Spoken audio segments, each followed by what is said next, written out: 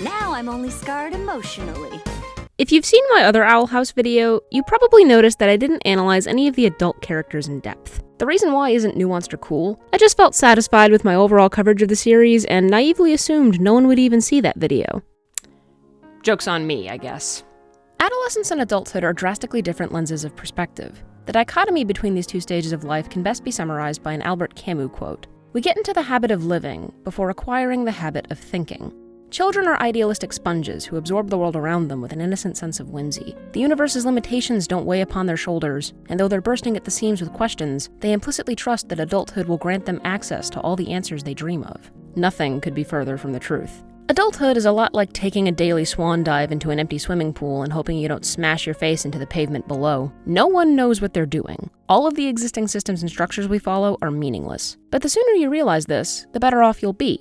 One of the most important parts of growing up is recognizing all the little lies we tell ourselves on a daily basis and actively striving for a more authentic truth. Luce's friends had the luxury of learning this lesson while they were still young and malleable. You're more than just a blight or a golden guard. Late bloomers and prodigies are only labeled thus because they're unfairly compared to the rest of their classmates. Your childhood fantasies can provide a great deal of comfort, but it's okay if that vision for yourself changes over time. You don't have to be the king of demons to be the king of someone's heart. Your identifiers are not your identity, but everyone has made this mistake at some point in their life. We use things like job titles, school tracks, and relationships to hide from ourselves, but those labels can't properly convey our complete personhood. People are complex tapestries composed of contradicting truths and comforting falsehoods. Institutions will try to assign you an identity, but they will never be able to sufficiently summarize who you are. And recognizing this reality is the first step towards lasting fulfillment. Self-awareness doesn't inherently make you a good person, but it certainly helps you make more informed life choices. And as a proponent of existentialism, I find this realization to be quite liberating. If you're unhappy with the direction your life is taking, you can always change course. And no one understands this better than Steve. Very good, Steve. Shoulder pats for Steve. Steve is first introduced in Sense and Insensitivity as a joke character. He's an eager and faceless lackey who's drinking every drop of Belos's Coven Kool-Aid. Yeah! All hail the Emperor! This enthusiasm slowly fades away over the course of Season 2, and in Any Sport in a Storm, it's pretty clear that he's disappointed with his life's current trajectory. Steve is beginning to regret his choices. Steve confronts this disappointment by going to therapy and finding small ways to reclaim his individualism. As funny as it is to have a character who wears a t-shirt with his name on it, I think it's a subtle nod to his overall development. Members of the Emperor's Coven all look the same when they're in uniform, so it's a clever way of demonstrating Steve's growth. This character work culminates in O Titan, Where Art Thou when he and King go on a journey of self-discovery together. Heck, growing up, all I wanted was to be an Emperor's Coven scout. To be considered one of the best. I got what I wanted, but it's not what I thought it was. The ensuing montage is delightful, but the scene where he breaks down sobbing at the sight of a happy elderly couple is particularly interesting to me. I'm well aware of its metatextual implications, but within the context of the show, I think it represents all of the personal relationships Steve sacrificed for the Emperor's Coven. Dana Terrace confirmed that Steve is Matholomuel's older brother, and though she described their relationship as good, their dynamic would have been a minor subplot had the show not been unfairly cancelled. It's also implied that Steve once had a palisman that was taken from him, and that's not an insignificant loss. Once Steve has fully de-radicalized himself, we get to see his face. It's a defiant reclamation of self that signifies his individuation. Steve's journey is both relatable and inspirational. He worked hard to get where he was, only to become increasingly disillusioned with his position and the system he works for. Over the course of the series, he accepts the fact that his goals and desires have shifted away from what he once expected them to be, and he grows into a better man. He also grows a mullet. You can't expect every life choice to be perfect. So what happens if you reach adulthood without learning this lesson? If you strictly adhere to self-imposed expectations and sacrifice every aspect of your identity to an institution that holds no real regard for you? Well, you probably look a little bit like Lilith Clawthorne. You know her. You love her. Lilith! Y'all remember when we canceled Lilith for a week? Good times. Season 1 Lilith is a bit tedious, but once you have the full context of her character arc, there's a lot to like here. Lilith is first introduced in Convention as the head witch of the Emperor's Coven. She's cold and reserved, but she still has a soft spot for her rebellious little sister, so much so that she repeatedly bends rules she otherwise follows to a T in hopes that Ida will actively choose to join the Emperor's Coven. But that's a choice Ida would never willingly make because she deeply values her individualism. Lilith, on the other hand, renounced a significant chunk of her identity to join the Emperor's Coven. She dyes and straightens her hair in order to come across as more intimidating, she suppresses her nerdier tendencies to fit in with her coworkers, and she has no real connections outside of Belos's cult. She rarely sees her parents, and in Agony of a Witch, we learn the true roots of her sisterly feud with Ida. You always thought you were better than me, that I could never beat you in anything. I am better than you. Then why were you so easy to curse? I'm of the opinion that the show lets Lilith off the hook a little too soon because what she did was objectively terrible, but I can sort of sympathize with her thought process. Lilith spent most of her childhood working towards a single goal, and she couldn't bear the idea of all her hard work amounting to nothing. If Ida had participated in their duel, she would have won, and Lilith would have been utterly directionless. She couldn't imagine a future where she wasn't a member of the Emperor's Coven. Season 2 Lilith has to grapple with living outside of the Emperor's Coven. I am a witch. Unhinged! Lilith now shares the curse with Ida and is burdened with unlearning all of the toxic mentality she developed while working for Beloz. Her first lesson is asking for and accepting someone else's help. Your self-worth isn't contingent upon your ability to complete tasks without outside assistance. No witch is an island. Every friendship comes with its ups and downs, right, best friend? I'm not commenting on that. Hootsifer.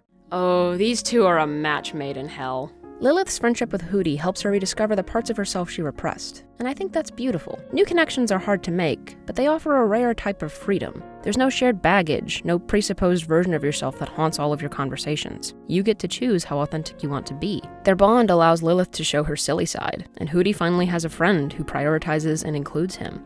I saw someone say that Hooty is the Titan's tapeworm, and I can't unsee that. The most crucial detail about Lilith's character is revealed in Keeping Up Appearances. She suffers from emotional support eldest daughter syndrome. Mother visits Easton regularly? That's rough, buddy. This explains why Lilith is so desperate for the approval of her superiors and why she clings to society's flawed systems. She craves order and direction because she doesn't know how to exist outside of predefined roles. Isn't this how you acted with the Emperor? I'm sensing a little bit of a pattern with you. The question of identity is daunting, but the only person who's capable of answering it is you. Lilith isn't passionless. She just doesn't let herself want things because she's too concerned with how other people will perceive her. But Luz reminds her that it's okay to be uncool and to have obscure, eclectic interests. Life gets better when you embrace your inner weirdo. I'm Ida, the Owl Lady, the most powerful witch on the Boiling Isles. The Owl House has two primary thesis statements, both of which are stated by Ida in the show's first episodes. Us weirdos have to stick together, you know? And that's why you need to choose yourself. This must mean that Ida is the most mature and put-together character in the main cast, right? Ida may have her life philosophy figured out, but that's only one of the many steps a person has to take in order to fully self-actualize. When we first meet Ida, she is confident, competent, and for all intents and purposes, cut off from the rest of the world. The reason for this self-imposed isolation is twofold. She's a wanted criminal for evading Beloz's coven law, and she's terrified that her inability to control the curse will hurt the people she loves. Ida is the most powerful witch on the Boiling Isles, but she's using her Owl Lady persona to hide from the harsher truths of her situation. She chose herself, but she also chose to be perpetually alone. The only real connection she has at the start of the series is King, the child she adopted, but she's so adamant about keeping people at arm's length that she introduces him as her roommate. Ida has mastered the art of managing her own loneliness, but when she takes Luz under her wing, she unknowingly lets light back into her life, light she previously denied herself at almost every opportunity. I don't fit in at home. You don't fit in here. If I stay, we could not fit in together. Ida and Luz are parallel images of each other. Both were judged by their inability to thrive in their world's existing systems that routinely fail people who fall outside of the socially accepted norm. If you're queer, disabled, non-white, or neurodivergent, then those systems are just a constant reminder of your otherness. But Luz and Ida find their place with each other. That's not to say they get along perfectly in the beginning. There's always a learning curve to getting to know someone, and that curve is exacerbated when one person has built up a decade's worth of defense mechanisms and the other is a hyperactive but well-meaning teenager. The nuances of their dynamic are heightened when you understand that Ida's primary character arc in Season 1 is learning how to be a teacher. That's the only spell I know. And whose fault is that? Yours. Ha! Yep, got me there. Ida's worldview stems from her accumulated life experiences. School was a negative and restrictive environment for her, and she sees covens for what they are, a false choice constructed by a powerful tyrant. Ida initially imposes these opinions on her pupil, but Luz is enchanted by Hexside, and she wants to experience Bonesborough's culture for herself. I get it, Ida. Coven's bad, individualism good. But I'm still figuring this world out, so I'm going to go in there and make up my own mind, okay? This is what makes Ida such a commendable mentor. She gives Luz the opportunity to come to her own conclusions. Ida hated school because it snuffed out anything unique or non-conventional, but she still enrolls Luz at Hexside because she knows her student will enjoy it. You can't force someone to adopt your opinions. Everyone is allowed to experience things on their own terms. I'm only doing this because I have faith in you, and I know you're too smart to fall for that one witch, one coven nonsense. The first day isn't as tightly scripted as some of the other episodes, but it's one of my personal favorites because I love its messaging. Luz gets in trouble for mixing magic, so Principal Bump puts her in the detention track alongside Viney, Gerbo, and Barkus because he prioritizes school funding over student happiness. The irony here is that Viney, Gerbo, and Barkus are some of the most eager and willing students at Hexside. When they discover a room full of infinite possibilities, they don't use it for mischief. They use it to learn. We're not allowed to study any kind of magic, so we study every kind of magic. In secret. Their idol is Lord Calamity, a former student who also used these secret rooms to learn as much magic as possible. At the end of the episode, Lord Calamity is revealed to be Ida, which isn't exactly surprising, but it makes the story's conclusion all the more satisfying. Luz gets to live out her mentor's dream of studying every magic track. Heading into Season 2, Ida's arc takes a fascinating turn. As someone who's mildly interested in philosophy, these 3 scenes stood out to me as an unintentional exploration of absurdism, a branch of existential thought first pioneered by Albert Camus in his essay The Myth of Sisyphus. Whereas existentialism emphasizes a person's free will and capacity to create a meaningful life through their choices, absurdism posits that the desire to imbue our purposeless existence with meaning is just part of the human condition. Camus defines the absurd as the confrontation between the human need for happiness and reason and the unreasonable silence of the world. He then outlines the 3 courses of action people take when they become aware of this disconnect. The first is a leap of faith, the belief in something intangible or unprovable. This leap doesn't necessarily have to be religious in nature. It's merely an unfounded sense of hope in something, be it God, the universe itself, or your beloved student. Watch over King. Remember to feed Hootie. Please, no! And Luz, thank you for being in my life.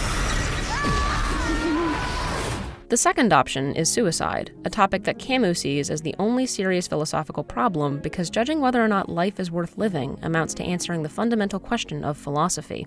Herein lies one of the rare instances of me fully agreeing with Camus. Life is always worth living, no matter how hard it may get. Despair is a powerful emotion, and I know how dark the world can seem, but light can be found everywhere if you let yourself continue the search. Ida nearly succumbs to her own inner turmoil in Ida's Requiem. We watch her anguish over the thought of losing both of her adopted children, but in the episode's climax, Raine pulls Ida back from the brink of oblivion. Don't give up so easily. They probably need you more than you realize. The third and final choice is the one that Camus champions, embracing the absurd. By accepting all of the world's unreasonable aspects and continuing the search for meaning regardless, a person can find happiness. Ida and the Owl Beast never wanted to be linked together, but instead of living in a constant state of unresolved conflict, the two make peace with each other and knocking on Hootie's door. And this embrace lets them merge into a new form. All that being said, I don't identify as an absurdist, and I highly doubt that any of these philosophical parallels were deliberately included by Dana and the crew, but it's a fun thought experiment that'll come back into play later on when I discuss Luz's disillusionment arc. Ida's curse is clearly an allegory for chronic illness. Her subplot in Hootie's Moving Hassle explores how capitalistic societies exploit people with disabilities for profit, and the verbiage Ida uses to describe her condition to Luz and King in The Intruder is as follows. No one likes having a curse, but if you take the right steps, it's manageable. Ida let her curse dictate a significant portion of her life choices. She has little to no contact with her family due to the immense guilt she feels for accidentally maiming her father, and her relationship with Raine Whispers fell apart because she was afraid to let them in. Suffering in silence isn't noble. It's hard to let people care about you, but we can always draw strength from the connections we make. My life is pretty great because I'm friends with Luz the human. Almost every character in the ensemble can agree with this statement, but there's one notable exception to this phenomenon. Is that any way to treat an old friend?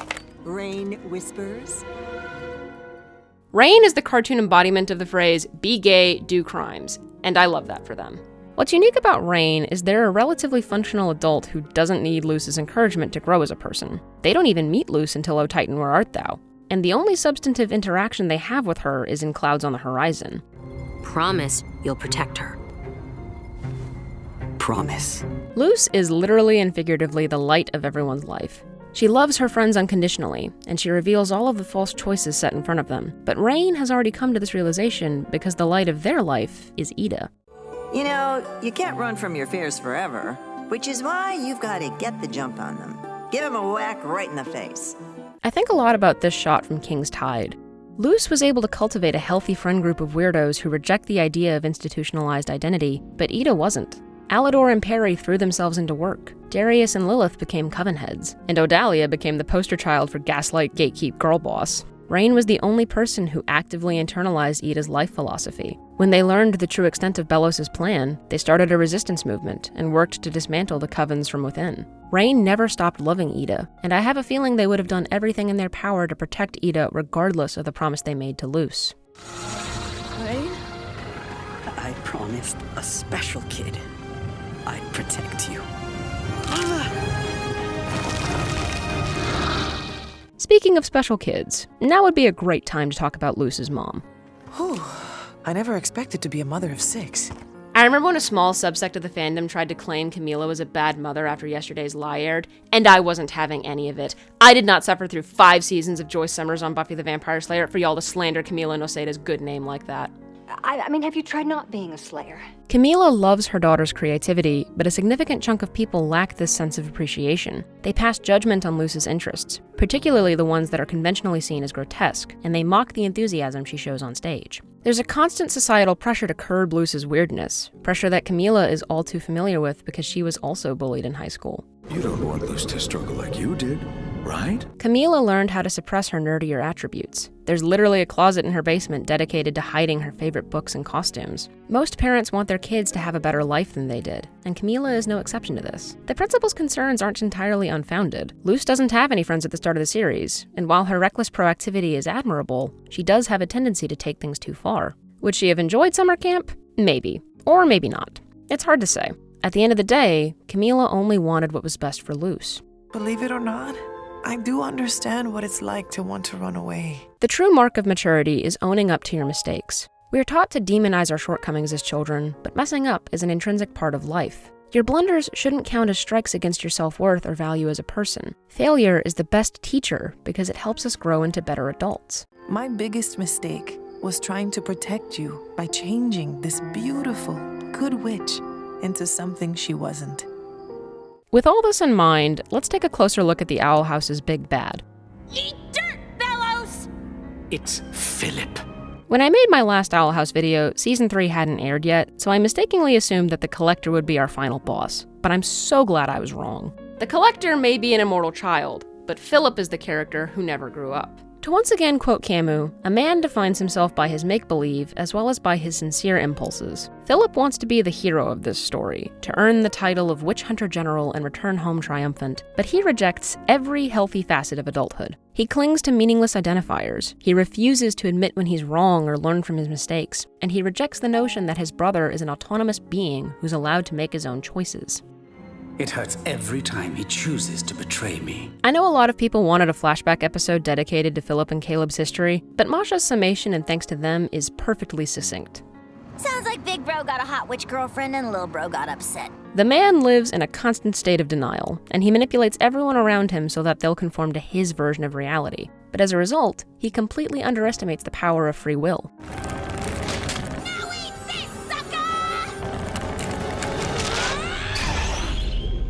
Philip's death is tremendously satisfying. He and his holier-than-thou, Puritan mentality are quite literally stomped out of the Boiling Isles by 2 witches who refuse to conform to his dictatorship and the son of the Titan he regularly named in vain. I am both king and queen, best of both things. But Dad works fine. We don't get to spend much time with the Titan, but he offers a perspective on pseudo-godhood that Philip would never understand. I was willing to do anything to keep my kids safe, but I attacked the wrong person. Dragged the Collector down here for nothing. Humility is one of the most important traits a person can have. Philip started a generational feud with his brother because he wanted to quote-unquote save him, but that was just an extension of his delusions. The Titan wanted to save King, but the Collector was never his enemy, and he openly acknowledges and regrets this mistake. Philip and the archivists feared what they couldn't control, but the Titan found someone who appreciated his world's beauty and reflected it back in kind. But for a brief period of time, the show's source of light almost fades away. Do not underestimate me, Beloz, for I am the good witch Luz. Luz's downward spiral is such a fascinating arc to me because it demonstrates a truth that I've become well acquainted with these past few years. You can have your life philosophy figured out and still experience a crisis of faith. Kids implicitly believe that the world is, by its own nature of existence, good. We understand that evil exists, but we assume that the universe is moral and will eventually find a way to correct itself. As we grow older, this belief in the world's intrinsic virtue feels naive and absurd, and throughout the show's second half, Luce becomes increasingly disillusioned with life. She retreats inward and actively isolates herself from the people she loves because she incorrectly believes that she's made their lives worse. They should hate his guts, and it would be better if he literally never existed. In other words, she's making all the same mistakes Ida made when she was young. Stop trying to forgive me. I don't deserve it. Ida and Luce think that pushing their loved ones away is best for everyone involved, but the people you love are allowed to choose you. That's the beauty of existentialism. The capacity to make meaningful choices extends to each and every person on the planet. There will unfortunately always be Phillips and Kikimoras, people who consistently choose the most selfish and destructive options, but you're not responsible for the actions of others. I used to think that the time travel in Elsewhere and Elsewhen contradicted the Owl House's internal philosophy, but upon further inspection, it actually enhances the show's core themes. Fixed timelines typically go hand in hand with the concept of predeterminism, but I read the Owl House as an existentialist narrative. Why then does the episode work if it implies that Luce and Lilith were always destined to travel back in time and help Philip? Because the story still revolves around these characters and the choices they make. The time pools don't imply a predeterministic universe. Luce is just instinctively kind and trusting. Choosing to help someone like Philip is second nature to her, not unlike how being a manipulative narcissist is second nature to Philip. You tricked us. It was... Destiny, balderdash. I was going to say inevitable. Luce refuses to forgive herself, and her resulting despair is painful to watch. But in my opinion, this is where the show flirts with absurdism again. The title and central metaphor of Albert Camus' absurdist essay revolves around the Greek myth of Sisyphus, a man condemned by the gods to ceaselessly rolling a rock to the top of a mountain, whence the stone would fall back of its own weight. Camus was particularly interested in Sisyphus' thought process as he traveled down to fetch the rock. This is the hour of consciousness, a time where Sisyphus knows the true futility of his task, but makes the trek regardless. We are all Sisyphus, consciously or subconsciously rolling our rocks up steep mountains, doomed to watch our efforts recede. My rocks are anxiety and depression, and every time I hit a mental trough, I struggle with mustering up the energy to deal with them, but I refuse to let the rocks win. The endless ordeal is exhausting, but you are stronger than your burdens. Never doubt that. I think for Luce, the rock is hope. Her sense of optimism is slowly stripped away over the course of the series, and by season 3, she's a shell of her former self. Doubt plagues her every thought, and cynicism dictates her course of action. After we rescue Ida and King, I'm staying in the human realm, permanently. It's for the best. Luce almost hits rock bottom, but her wonderful, loving mother is there to catch her. The only thing I've ever really wanted was to be understood. I love the concept of Luce's palisman. String Bean isn't restricted to any specific identity. She can shapeshift into any imaginable form, which is a perfect encapsulation of Luce's arc. Life's beauty is rooted in its fluidity. Change is difficult, but stagnation sours the human spirit. Our freedom to make choices is a daunting responsibility, and it's disheartening when those choices don't pan out. But you should never let the fear of failure prevent you from trying. So the question is, will you choose yourself? The goal in life is not to set up residence at the mountain's peak. The goal is to simply grow stronger after each arduous journey. Our efforts may ultimately be in vain, but ephemeral things are not rendered meaningless by their own impermanence. Death is what makes life precious, and it's imperative that we embrace every possibility during the limited time we have here. You won't always win the games you play, but joy can come from the simple act of trying. To once again quote Camus, "There is no sun without shadow, and it is essential to know the night." I leave Sisyphus at the foot of the mountain. One always finds one's burden again. But Sisyphus teaches the higher fidelity that negates the gods and raises rocks. The struggle itself toward the heights is enough to fill a man's heart. One must imagine Sisyphus happy.